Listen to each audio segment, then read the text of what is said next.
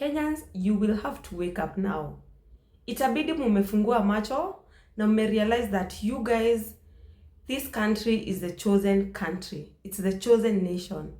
Ni sisi tunafaa tuongoze the revival. Without us, we are delaying the revival. You see, kuna a lot imekuwa ikihappen. A lot has been happening. Let's start with where the problem started. Colonization. They came in form of missionaries kutuletea their own God, their own Jesus Christ. They changed him. The Bible says that Jesus had hair like wool. Wool ni nywele yangu. Nikiosha my afro, that looks like wool. In Revelation inasema hivyo. Ethiopia is the only country that was not colonized ever. Ethiopia was not invaded at any point. Ethiopia was not colonized. So hata Ethiopia ili retain jina yake. Hata kwa Bible vile inaitwa Ethiopia, it's because wao hawaku change their nation's name. Your times ilikuwa nations, kingdoms. So the Bible bado inaendelea kurefer to Ethiopia as Ethiopia. And imerefer to Kenya so many times, lakini inasema either chini ya Ethiopia, on the east. Kenya, the name Kenya came from Kenya, yani Kenya Kea. They were pointing at Mount Kenya, wakisema huko juu kuna, yani there is someone who fights for the people. Ndio wakapewa jina Kenya. Anyway, the Bible ya Ethiopia yenye haikuwa colonized, they use their own Bible bado. They don't use our Bible. Just like the way wao wanatumia calendar tofauti na sisi. Kwa sababu wao bado wanaendelea kutumia the moon.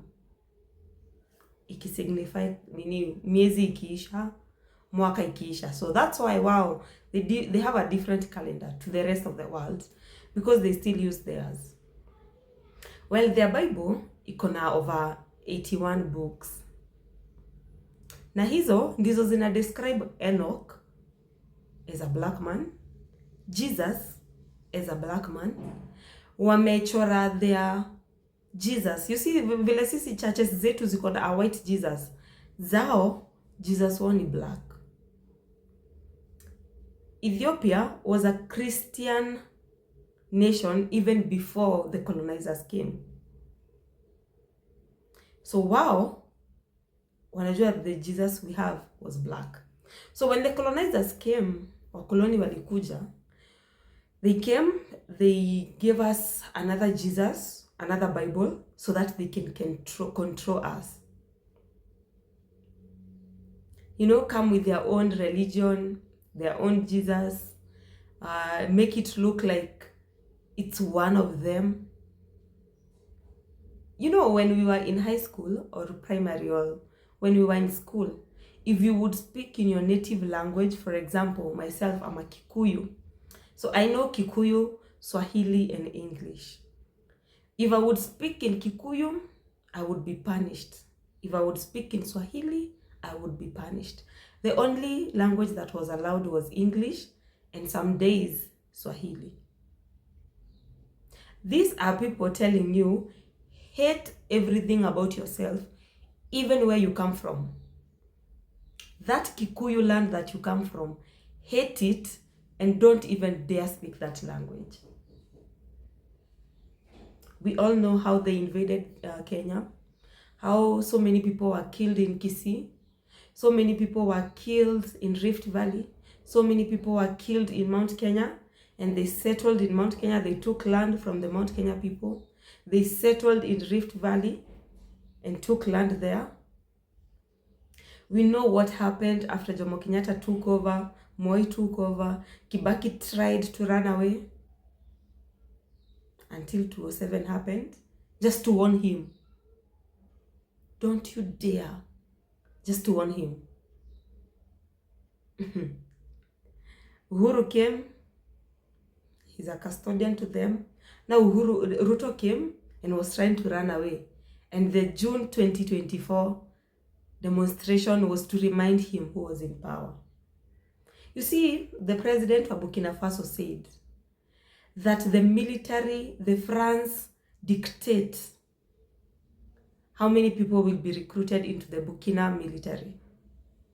It dictates what software they are going to use, which machineries they are going to buy. It dictates everything about that country. Same as ours. You can't say you're a sovereign country and in Nyanyuki there's another KDF for another country. There's another military base for Britain, for British. Really? Are you a sovereign country?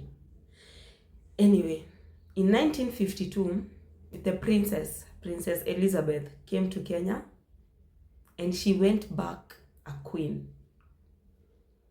Obama, before he became president, he came to Kenya and try to remind us that he comes from Kenya. And even earlier before, he was not concerned about any third world country. And then when he went back, he became president. Prince Charles, when Queen Elizabeth died and he became King Charles, after his inauguration, he came to Kenya. He went to Uhuru Gardens, lit some fires to commemorate a hero who we don't know who is. Walienda kupeleka maua kwa grave ya mtu hatujui ni nani, in the name of celebrating our patriots. But no one has ever seen Kimathi's body, Dedan Kimathi's body, dead body. No one has ever seen it. Now, the Pope was here in December 2024. Trump posted pictures, AI-generated pictures, wearing as a Pope. You know, telling us in plain sight that he's going to come from the USA and actually I'm going to relinquish my powers and give it to him. Then Pope, after he came to Kenya to set up some things, I don't know what he was doing here, he became the Pope. Again, now Netherlands monarch was here on May, was it 18th? On May 18th. May 18th was the full moon. Now, the Finland president is here on a full moon. And the Finland president has gone ahead and told us that Kenya is very, very critical in the formation of the new world order. Without it, they can't stand. He has just said, let's listen to what he has said. I've been asked why did we want to come on our first state visit in Africa, and especially in the global south to Kenya. And I think the reason is very simple.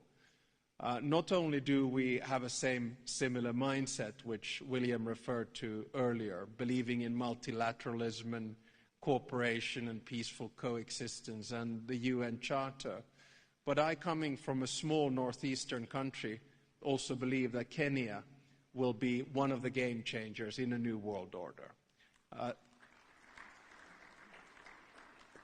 And my take is very simple. This is one of these 1918, 1945 or 1989 moments when the world order is changing. It'll take about 5 to 10 years for it to settle, and we'll live in a world of disorder. And there are going to be a few countries in this world that are going to make a difference, and Kenya is certainly one of them. Some of the countries will be involved, but Kenya must be. Why? What is so special about us? What is so special about us that they all have to come here? They don't go to travel anywhere else. What did the monarch of Netherlands even come to do in Kenya? What value did they add to Kenyans? What will be the Finland president add value to Kenya? None. Actually, they're using our taxpayers to facilitate their movements, those events they're going to hold. They're using our money, but we are not benefiting in any way. Why do they need to come to Kenya? Why is the army, British army, doing in Nanyuki? Why can't Kenyans own gold mines in Kenya? Why? You know, when Mau Mau came up, it was named to be the most lethal the British had ever encountered. If you were here in 2002, when the Mungiki was at its peak, Mungiki was a branch of Mau Mau. They had the same values, they had the same manifestos, you know, fight for the liberation of Kenya, fight for our lands. Just, they had the same manifesto, I would say. So whatever the Mungiki was doing was nothing compared to what the Mau Mau would do to the British and the collaborators. Harry Thuku, Jomo Kenyatta formed political parties to negotiate with wakoloni on our behalves. Dedan Kimathi said himself that he would rather be taken out than negotiate with people who have come and illegally taken their land. Jomo Kenyatta saw it fit for him to negotiate with people who stole thousands and thousands of livestock and land. By 1910, 5 million acres of land ilikuwa owned na wazungu. It was owned by the white settlers. 5 million acres. But in turn, we have been made to hate ourselves as Africans. Africa has the longest river, that is River Nile, in a stretch northwards. God is a very creative guy. The Victoria Falls, they were named after a foreigner. They're in Africa, in Zambia. They are named after Queen Victoria. We don't even know who that is. They came, named our rivers, our waterfalls. Anyway, Victoria Falls is the longest in the world. The Kenya Serengeti Masai Mara is the biggest animal migration in the world. Mount Kilimanjaro, Mount Kenya, our highlands, our beautiful, beautiful weather.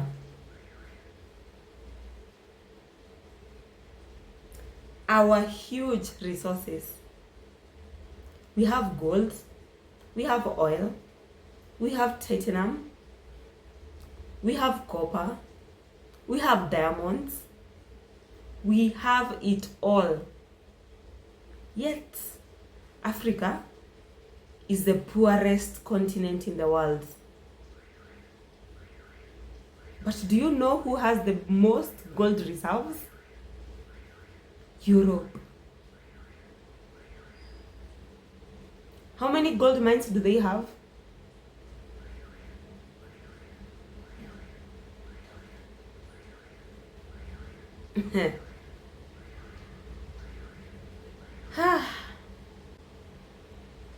What is happening to Sudan? Who is funding it? RSF? Who is funding the RSF? They want gold. Whoever is funding wants gold. So they would rather kill Africans and get our resources than us do trade with them. Africans, Kenyans, God is on our side. But they They came, they didn't steal our lands, they stole our minds. Kenyans, you must wake up. You must realize you are the chosen nation. You must wake up. Everything that happens, it's Russia. Why do they have their eyes closed like that? So Africans aren't capable of developing anything. Africans aren't capable of inventing, innovating, or taking initiatives. That's what we're fighting against. And look at their speeches. Look at their speeches. Even the French president, always in his speeches, says that young Africans are influenced by Russia. It said, and if you listen to Western media, they spend all their time lying. And look today, the AES, which is a model that's starting to take shape, they can't go a single day without talking about Burkina or the AES. It's impossible for them. And every time they try to spread information, to divide, to manipulate the youth. But it doesn't work anymore. I think people are aware enough. Now people have their eyes open. Through communication, they managed to rewrite history. And as for African history, they schemed everything to spread lies. As a result, some young Africans don't even know the history of Africa or what Africa has accomplished. Some don't even know that our grandparents fought, were put on the front lines as cannon fodder. And when they returned, they were killed like animals. Do people know that when France tested its first atomic bomb, it was black soldiers they placed nearby in the blast radius to see what would happen? Let's bring out the archives. Everything they've used against Africa is terrible.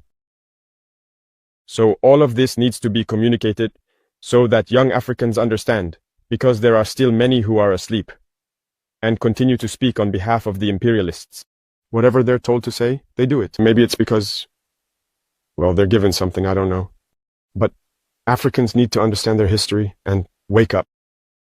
So that's our fight as well. My biggest regret is having spent a good part of my youth listening to radio stations like RFI and France 24. I've been in countries where those radio stations were shut down. But we would use apps to record their news broadcasts so we could listen. But at some point, something clicked. I started to realize that they were conditioning our minds to accept what they wanted. It's their narrative that they want us to learn. And since then, I've started to see things for what they are. And I understood that what they're doing is very dangerous. And today, more than ever, I realize that they have conditioned the minds, especially of Africans. So, you can play a big role